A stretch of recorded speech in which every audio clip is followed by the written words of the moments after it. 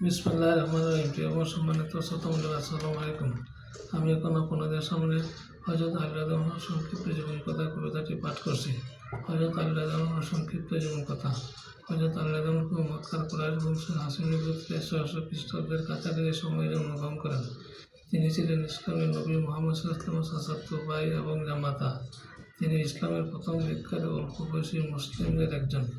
অসাধারণ বীরত্ব, জ্ঞান এবং ন্যায়পরায়ণতার জন্য পরিচিত, যাকে আসাদুল্লাহ বা আল্লাহর সিংহে উপাধি দেওয়া হয়েছিল। যিনি ইসলামের ইতিহাসে একজন অবিচ্ছেদ্য যোদ্ধা ও পথপ্রদর্শক ছিলেন। তিনি ছিলেন নবী ইসলামের চাচা আবু তালিবের পুত্র। বদর, খন্দক, উহুদ ও খাইবার সহ সকল গুরুত্বপূর্ণ যুদ্ধে তিনি গুরুত্বপূর্ণ ভূমিকা পালন করেন এবং বিজয়ের অন্যতম স্থপতি ছিলেন। তাহার তরবারি জুলফিকার বিখ্যাত ছিল, যাহা ইসলামী বিজয় গুরুত্বপূর্ণ ছিল বলে মনে করা হয়। নবী সাল্লাল্লাহু ইন্তেকালের পর তিনি চতুর্থ খলিফা হিসাবে মুসলিম বিশ্ব শাসন করেন। তিনি উষ্ট্র যুদ্ধ ও সিফিন যুদ্ধে অংশগ্রহণ করেন।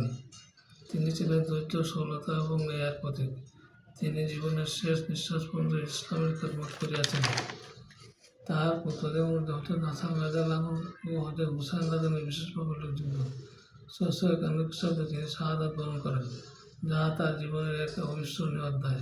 তথ্যসূত্রপূর্ণ এবং সম্মানিত শ্রোতামণ্ডলী, পরিশেষে আমি আপনাদেরকে আবারও সালাম জানিয়ে আমি আমার কবিতা এখানে শেষ করছি। আসসালামু আলাইকুম ওয়া রাহমাতুল্লাহি ওয়া বারাকাতুহু।